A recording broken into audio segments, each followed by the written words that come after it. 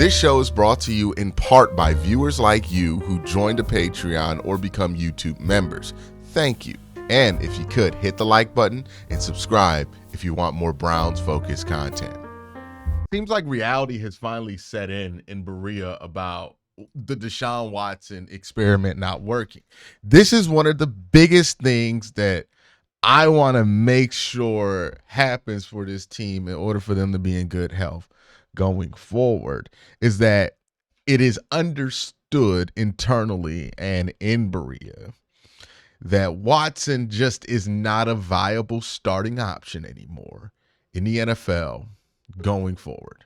Now, some of you may wonder, why do I think this way? Why am I speaking so confidently that this is the case?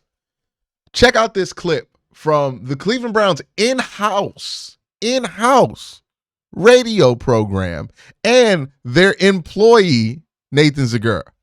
This run with Jameis here, and obviously what happened with Flacco last year, but now with them kind of as the buns between and yeah, we'll call it a spam sandwich. There you go. It's shown you that the path, I'm not sure we know what our path forward is at quarterback, and that is the biggest question that's going to face this franchise over the next few years, but I think it's pretty obvious now that we know what our path forward is not. Yes. And that is, unfortunately, painful but valuable knowledge. I mean, I have been listening to Cleveland Sports Talk Radio my entire life. Nathan Zegura has worked for the Cleveland Browns in their radio network for a very, very long time. He does a good job at it. But the one thing with Nathan Zegura and his show is that it is owned, produced, and published by the Cleveland Browns through them, which means that Nathan Zegura, who's been doing that job for a very long time, is not going to say anything that's going to be controversial within the building.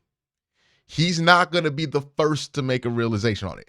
It's not his job to be first, right? What Nathan Zegura is there to do is kind of like get you excited about the games, get you a little insight about who these players are as people, get you a little insight about how the team is feeling from within the building and reflecting that out to us. And he does a great job at that.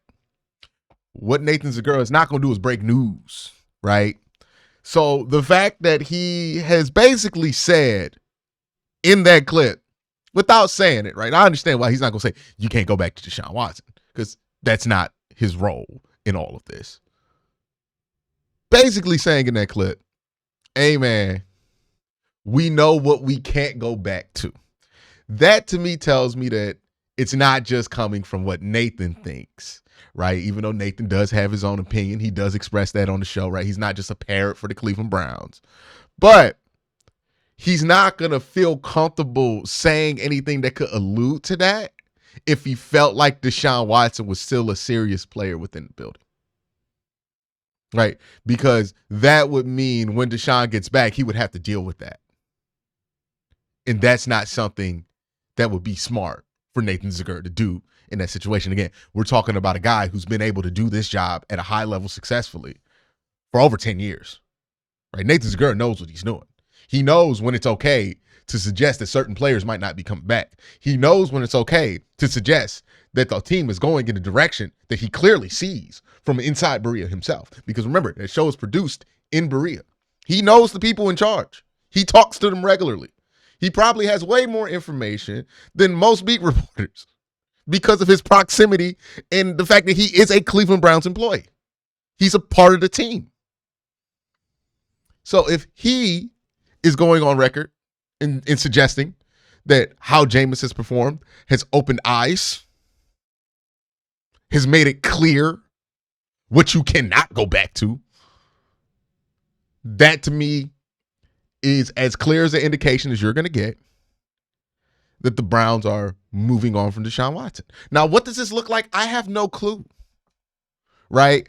I think more than likely it looks like he just being inactive on game days for the next couple of years and it being a very awkward situation as the Browns restructure and stretch out his contract as long as they can, and then he'll leave in 2027 when his contract expires.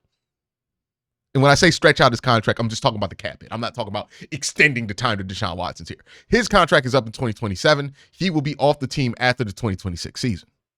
That is guaranteed. We know that for a fact. That's not changing. There's no way he gets an extension.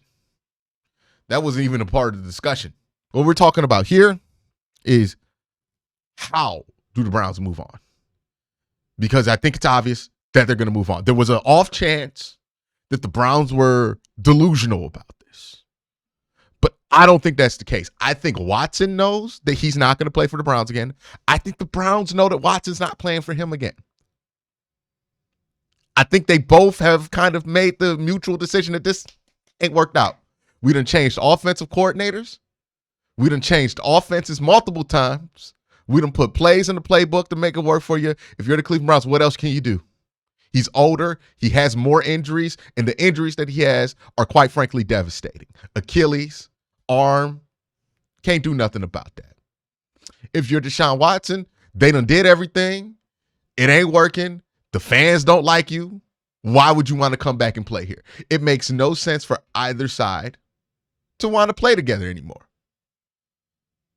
So, yeah, I think there's a possibility that Deshaun Watson feels like Cleveland is the reason he's not successful. And in his ego trip, and in that hubris, he might be foolish enough to think, hey, I want to negotiate a buyout just to get out this contract right now.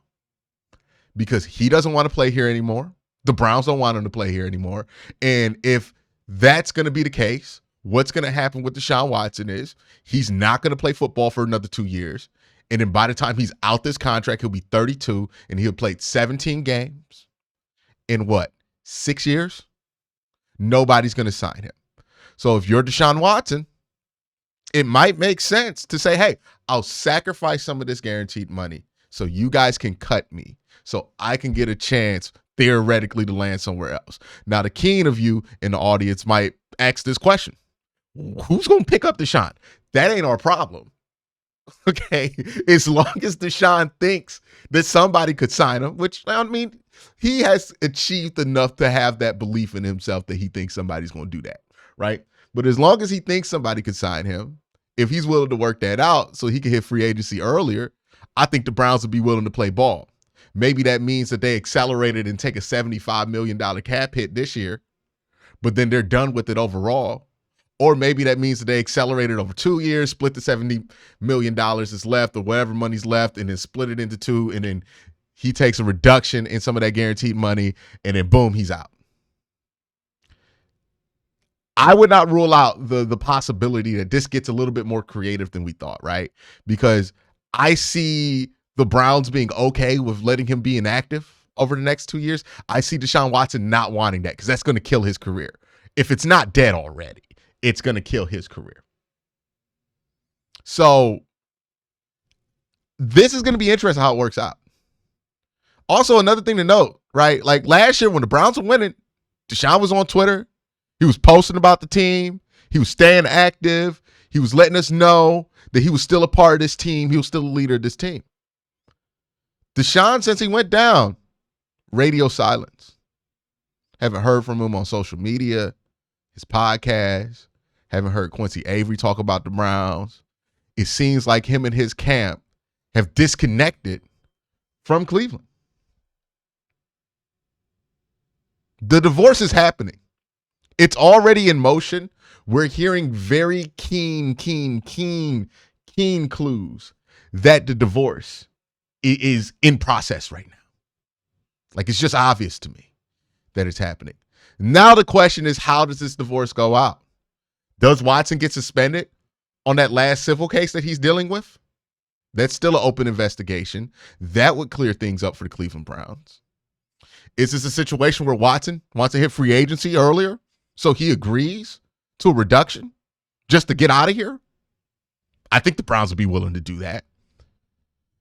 I don't see Watson wanting to stick around till the end of this contract. And I don't see the Browns wanting Watson to stick around to the end of this contract. But the way that that contract is structured, it keeps them both here till 2027. So something's got to change. Something's got to shake. And maybe Watson thinks, hey, I got enough money. I just want to play. My career is going to die here because they're not going to play me. They're done. I need to go on. It's a interesting conundrum, but that's the conundrum that the Cleveland Browns and Deshaun Watson find themselves in this evening. But, I mean, Nathan Zegura going on there telling you right now that he does not think that Watson is going to be on this team much longer and that that's not the direction, that's a damning sign. That's a damning sign of where this thing is going, which is it's going towards divorce. I don't think he plays for the team next year. I think if he does, he'll be inactive and largely ignored. And I don't even know if he shows up in the building after this injury. We'll see. I wouldn't be surprised if he showed up in the building, but I also wouldn't be shocked if he didn't. I think this thing is clearly heading for a divorce. Y'all let me know what you think in the comment section below.